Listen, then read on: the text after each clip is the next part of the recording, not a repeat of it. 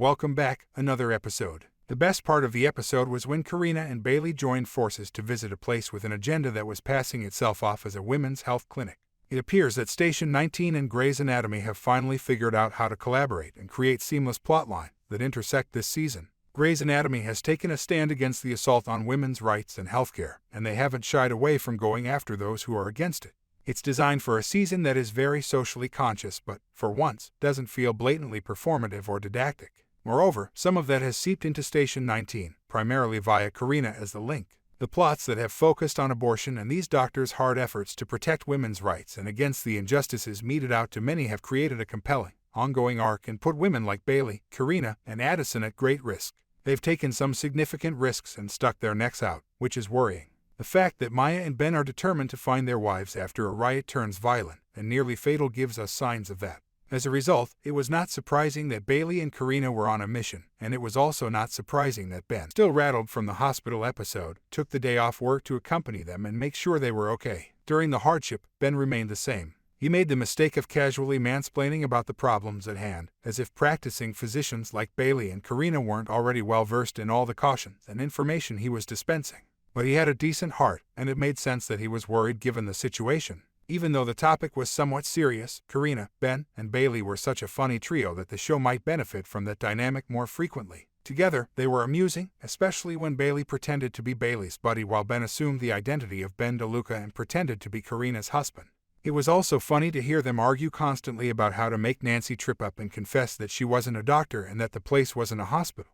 But Nancy was a pain in the neck. Credit where credit is due, though, the woman knew just what to say and what not to. She swung expertly between straight inquiries, never gave advice or spoke in a way that suggested she was a doctor, and avoided anything that may pin her down. It was disgusting how good she was, too damn good. When she found out Carina was expecting, she made a special effort to impose her ideas and opinions on having the kid. She continued enthusiastically chirping about Carina having this baby, but would only use the word fetus. When Carina mentioned having an abortion, she was visibly repulsed. She then looked around the room for someone who shared her opinion that Carina should have a child. Because everything about it was terrible, it didn't take long for all the doctors to lose their cool at some point, come clean, and be hauled out of the premises when Nancy made fun of them by saying that the taxpayers were paying for a facility like that.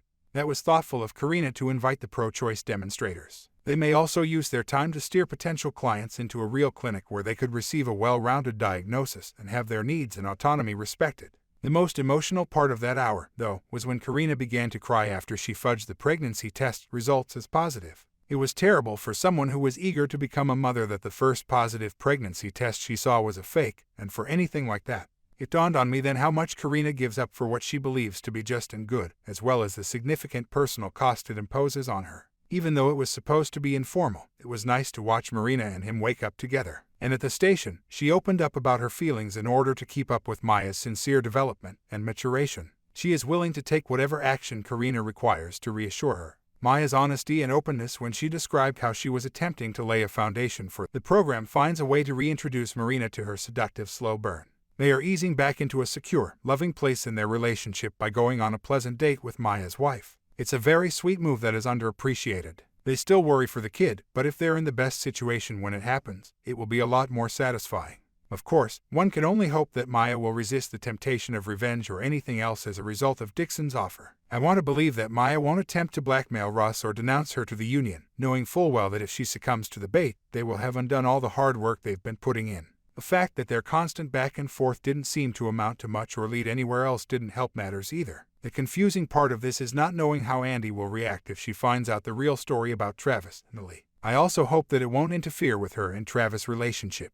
Although Andy doesn't deserve to be harmed, we hadn't delved deep enough into the potential relationship between Andy and Lee for one to feel that she'd be severely hurt beyond moving on fast. Yet the state of affairs is chaotic. Thanks for watching. For more videos, subscribe.